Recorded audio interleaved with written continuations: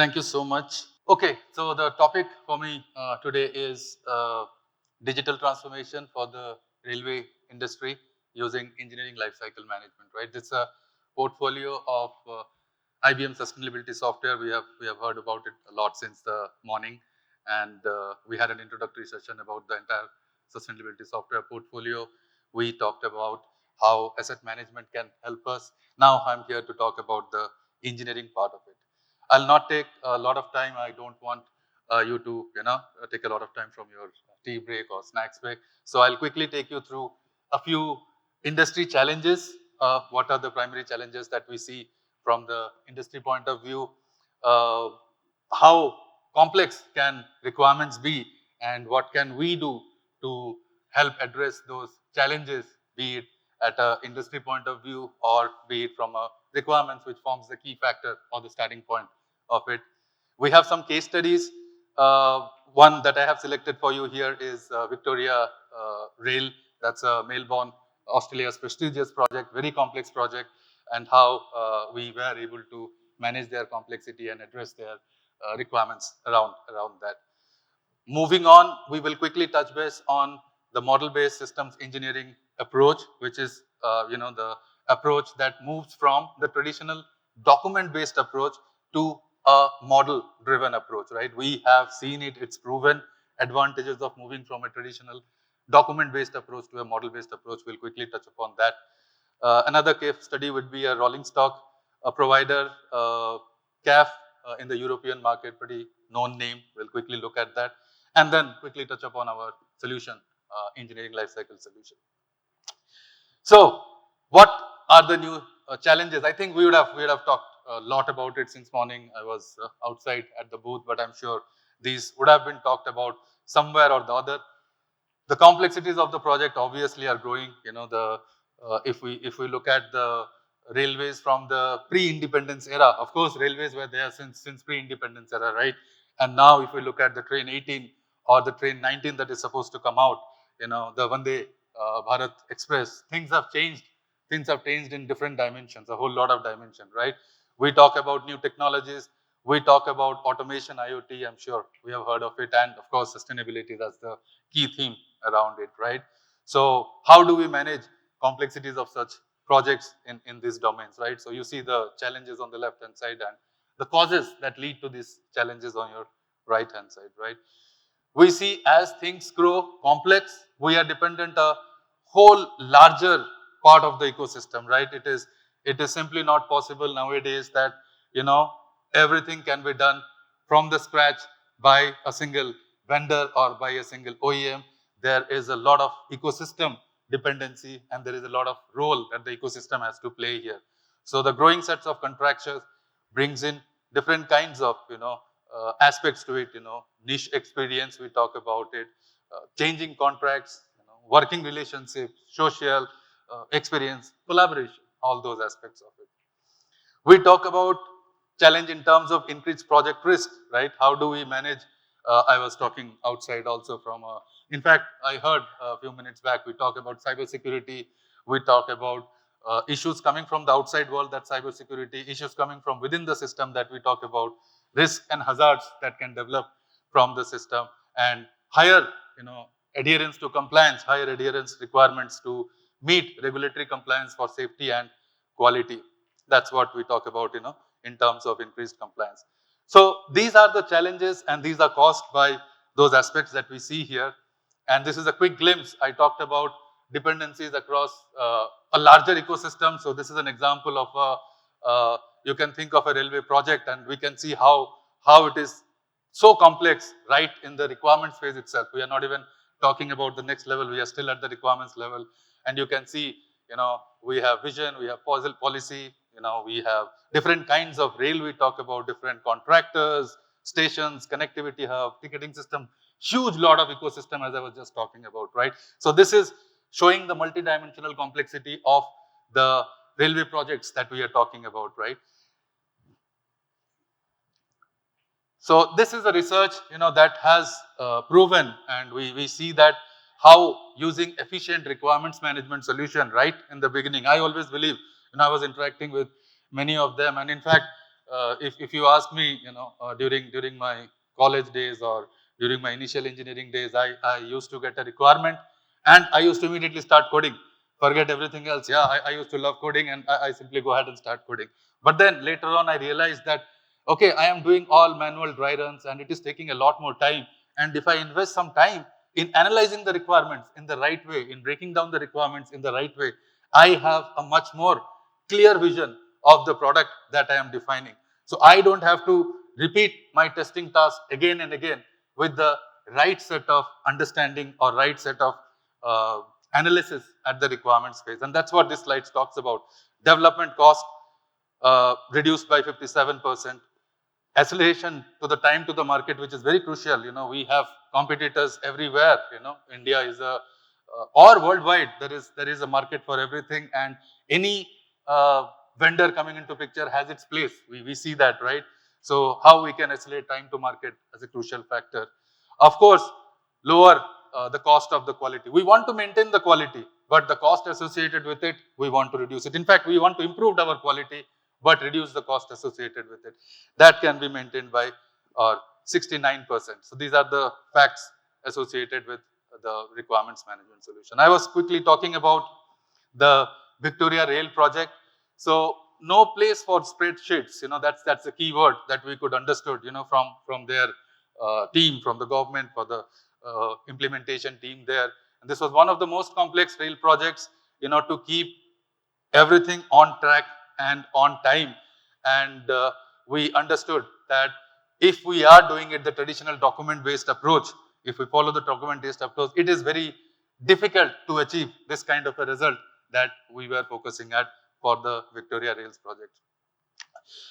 These things are shareable, these case studies are available to see in more details. I'll be happy to guide, my team will be happy to guide you and take you through the specific aspects of it.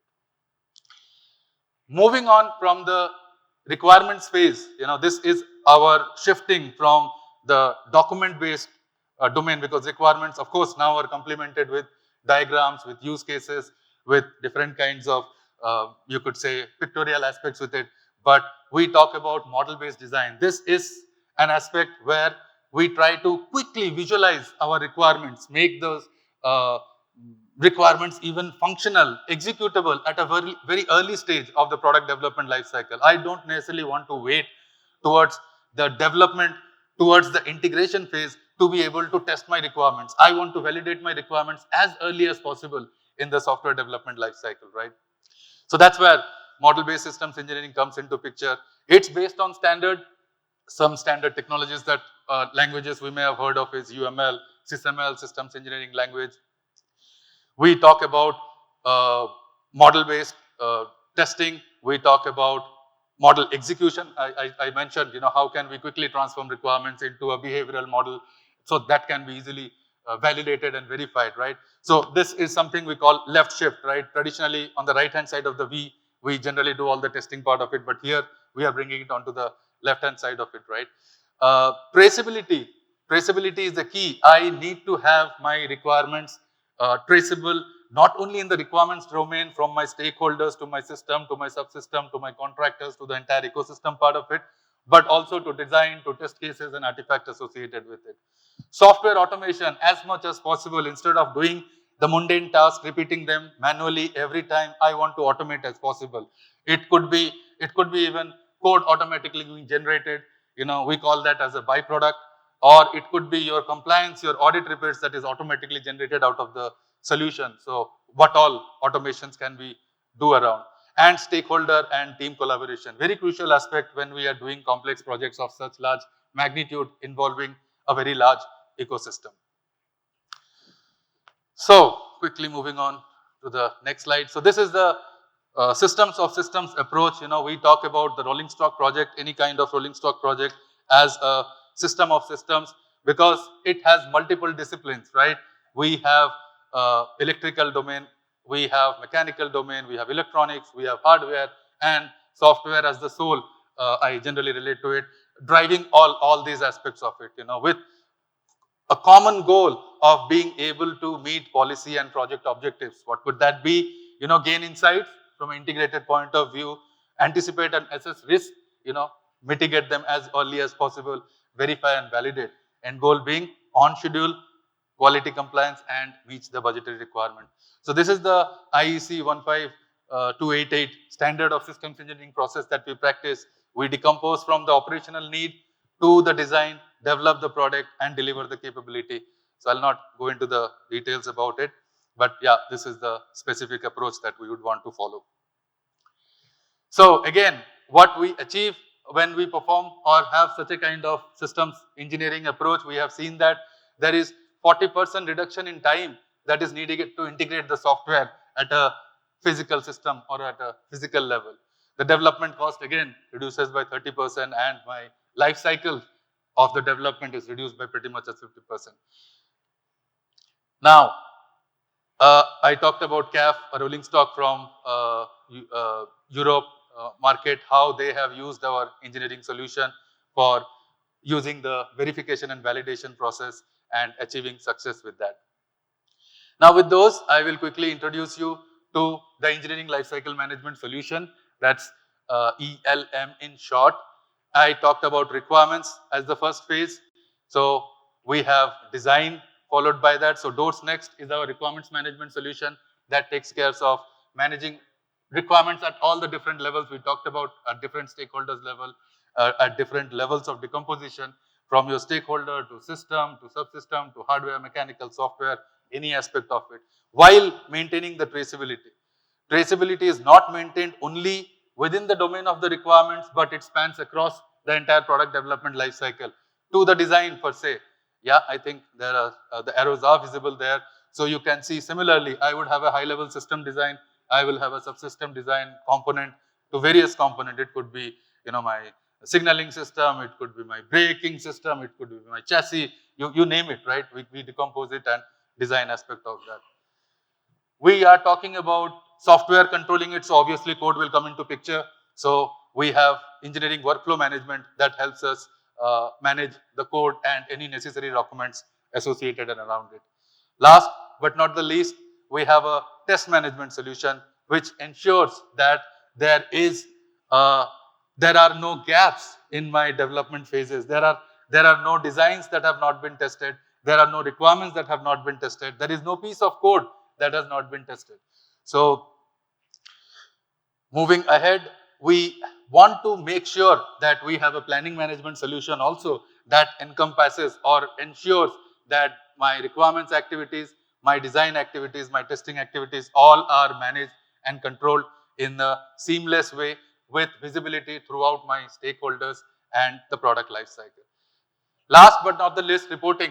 Reporting is a key aspect of it. I want to make sure that I provide, I generate comprehensive reports inclusive of all this traceability lifecycle artifact and be able to produce it, right? So the key idea here is the concept of linking of data. All these things have been there since ages, this development process, but it has been there in siloed approaches. When my requirements team is not clearly aware of the design aspect, my design team is not clearly aware of the test aspects, and my testing team sometimes is not aware of the code aspects. And when during the integration phase issue or a bug comes up, we don't know where the problem started from.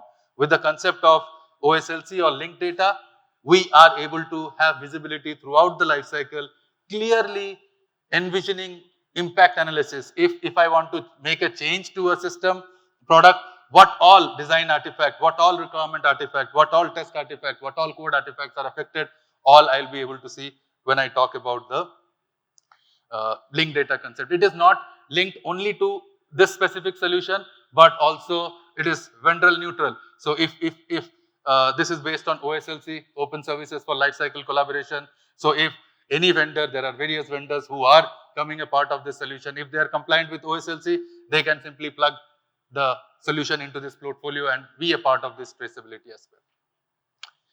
Yeah, so basically that's pretty much that I had, and thank you so much for your time. I hope this made sense. So over to you.